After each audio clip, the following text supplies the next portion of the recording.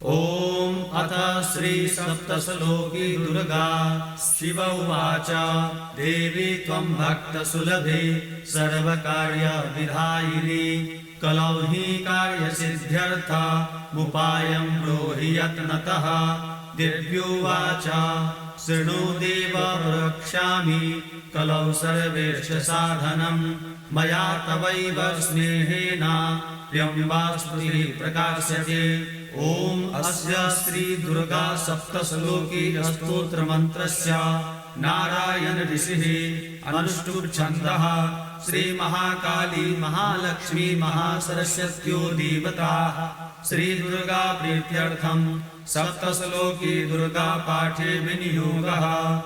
ॐ ज्ञानिनामपि चेतांसि देवी भगवती सा बलादाकृष्य मोहाय महामाया प्रयच्छति दुर्गे स्मृता हरसि भीतिमशेषजन्तुः स्वस्थे स्मृता मतिमती विश्वशुभां ददासि दारिद्र्यदुःखभयहारिणी का तु धन्या सर्वोपकारकरणाय सदार्थचित्ता सर्वमङ्गलमङ्गल्ये शिवे सर्वार्थसाधिके शरण्ये त्र्यम्बके गौरी नारायणी नमोऽस्तुते।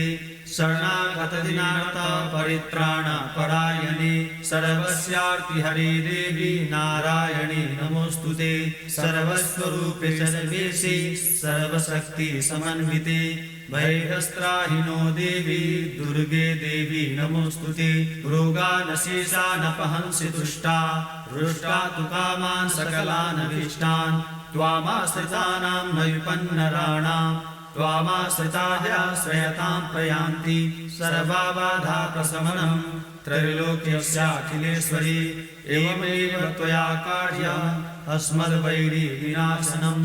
ॐ श्री सप्तश्लोकी दुर्गा सम्पूर्णम्। ॐ श्री दुर्गा अष्टोत्तरशतनामस्तोत्रम्।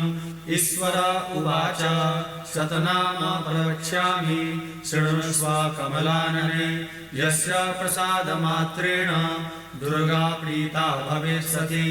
ॐ सती साध्वी भवप्रीता भवानी भवमोचनी आर्या दुर्गा जया चाद्या त्रिनेत्रा शूलधारिणी पीनाकधारिणी चित्रा चण्डघण्टा महातपा मनोबुद्धेरहङ्कारा चित्तरूपा चिताचितिः सर्वमन्त्रमयी सत्ता सत्यानन्दस्वरूपिणी अनन्ता भाविनी भाव्या भव्या भव्या सदा गतिः शाम्भवी देवमाता च चिन्तारत्नप्रिया सदा सर्वविद्या दक्षकन्या दक्षयज्ञविनाशिनी अपर्णानेकवर्णा च पाटला पाटलावती पटाम्बरपरिधाना कलमञ्जिरञ्जिनी अमेया विक्रमा क्रूरा सुन्दरी सुरसुन्दरी वन्दुर्गा च मातङ्गी मतङ्गा मुनिपूजिता ब्राह्मी माहेश्वरी चैन्द्री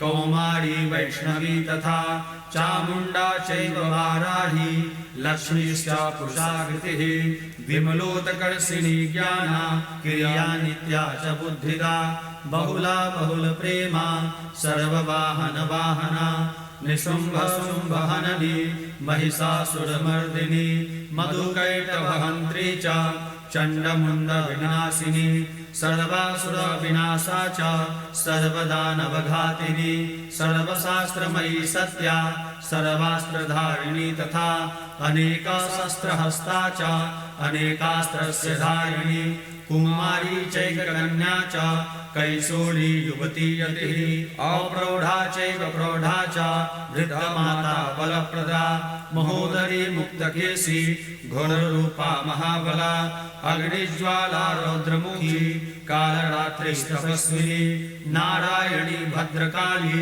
विष्णुमाया जलोदरी शिवदूती कराली च अनन्ता परमेश्वरी कात्यायनी च सावित्री प्रत्यक्षा ब्रह्मवादिनी य इदं प्रपठे नित्यं दुर्गा नाम शताष्टकम् नासाध्यं विद्यते देवी त्रिषु लोकेषु पार्वती धनं धान्यं सुखं जायाम् अयं हस्तिनमेव च चतुर्वर्गं तथा चान्ति लभेन्मुक्तिं च शाश्वतीं कुमारीं पूजयित्वा तु ध्यात्वा देवीं सुरेश्वरीं पूजयेत् परया भक्त्या पठेन्नाम शताक्षकम् तस्य सिद्धिर्भवे देवी सर्वैः सुरवरैरपि राजानो दासतां यान्ति राजश्रियमवाप्नुयात् गोरोचनालक्कुङ्कुमेन सिन्दूरकर्पूरमधुत्रयेण विलिख्य यन्त्रं विधिना विधिज्ञो भवे सदा धारयति पुरारिः